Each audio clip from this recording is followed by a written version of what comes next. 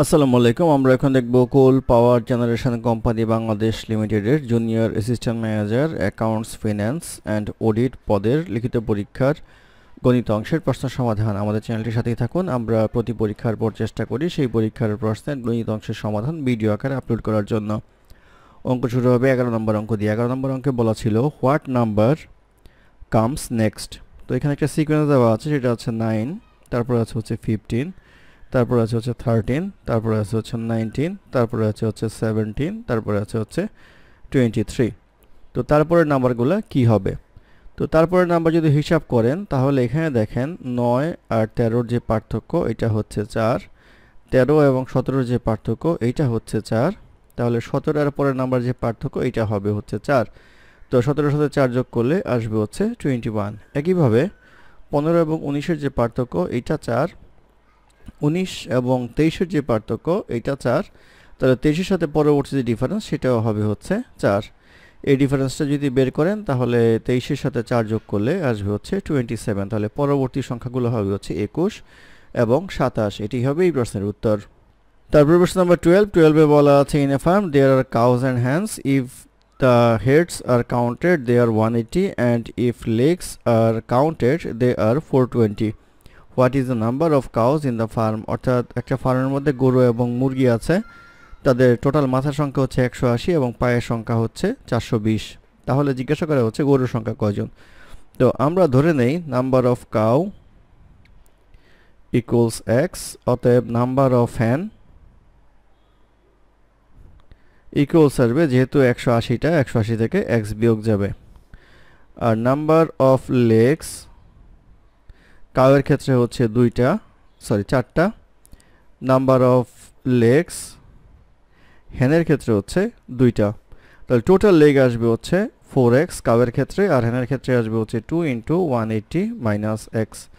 এই দুইটা যোগ করলে আসবে হচ্ছে 420টা, বা এটা করলে আসবে হচ্ছে 4x + 360 - 2x ইকুয়ালস আসবে হচ্ছে 420, বা 2x ইকুয়ালস আসবে হচ্ছে 60, বা x ইকুয়ালস আসবে হচ্ছে 30। অতএব কাউয়ের সংখ্যা হচ্ছে 30 বা 30টা। এটি হবে এই প্রশ্নের উত্তর।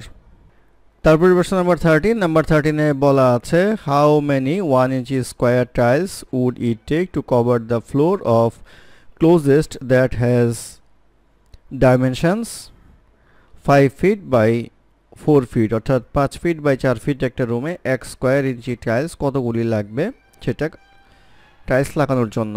তো এখানে দেওয়া আছে হচ্ছে 5 feet ইন্টু 4 ফিট, এটা হচ্ছে ডাইমেনশন। তো 5 ফিট আর 4 ফিট ডাইমেনশন হলে, আর আমাদের স্টাইল হচ্ছে 1 স্কোয়ার ইঞ্চ, তাহলে এটাকে ইঞ্চিতে প্রকাশ করতে হবে। 5 ফিটকে ইঞ্চিতে গেলে হচ্ছে 12 ইঞ্চিতে 1 ফিট, আর এটা আসবে হচ্ছে এত। তো এটা হবে হচ্ছে টোটাল এরিয়া স্কোয়ার ইঞ্চিতে। তো এরিয়া আসবে হচ্ছে 2880 স্কোয়ার ইঞ্চ। তো যেহেতু 1 স্কোয়ার ইঞ্চ করে একটা টাইলস, তাহলে number of tiles needed equals 2880। তো 2880টা টাইলস লাগবে হচ্ছে এটা কভার করতে। এটি হবে এই প্রশ্নের উত্তর। তারপরে প্রশ্ন নাম্বার 14 এ বলা আছে মারিয়া is twice as old as Vicky 8 years ago. Maria was 6 years younger than 3 times Vicky's age at that time. How old will Maria be in 5 years? বলা হচ্ছে মারিয়ার বয়স হচ্ছে ভিকির বয়সের দ্বিগুণ, এবং 8 বছর আগে মারিয়া হচ্ছে ভিকির যে বয়স ছিল তার 3 গুণের চেয়ে 6 বছর কম ছিল। তো জিজ্ঞাসা করা হচ্ছে 5 বছর পর মারিয়ার বয়স কত। তো এখানে আমাদের দুইটা এন্টিটি, একটা হচ্ছে মারিয়া আর একটা হচ্ছে ভিকি। তো মারিয়া এবং ভিকির ক্ষেত্রে আমরা যদি নাও চিন্তা করি, বর্তমানে ভিকির বয়স ধরে নেই হচ্ছে x, তাহলে মারিয়ার বয়স আসবে হচ্ছে 2x। আর 8 year ago, তাহলে মারিয়ার বয়স 8 year ago হবে হচ্ছে 2x - 8, আর x - 8 হবে হচ্ছে ভিকির বয়স। তাহলে প্রশ্ন মতে বলা হচ্ছে যে ভিকির 3 গুণ হচ্ছে মারিয়ার যে 8 বছর আগের বয়সের ডিফারেন্স হচ্ছে 6, তাহলে 3 × x - 8 মাইনাস আসবে হচ্ছে 2x - 8 ইকুয়ালস আসবে হচ্ছে 6, বা এটা করলে আসবে হচ্ছে 3x minus 24 minus 2x plus 8 equal 6, বা x equals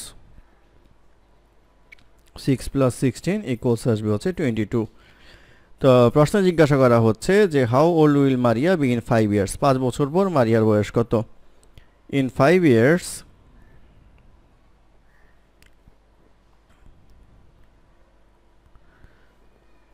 Maria will be,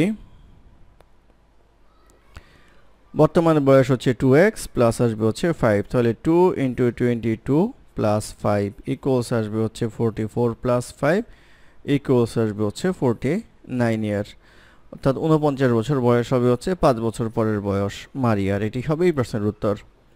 ধন্যবাদ আমাদের সাথে থাকার জন্য। আমাদের চ্যানেলটি ভালো লাগলে অবশ্যই সাবস্ক্রাইব করবেন। আমাকে কোনো সমস্যা থাকলে আমাদের কমেন্টে জানাবেন, আমরা চেষ্টা করব কমেন্টে রিপ্লাই দেওয়ার জন্য। ধন্যবাদ।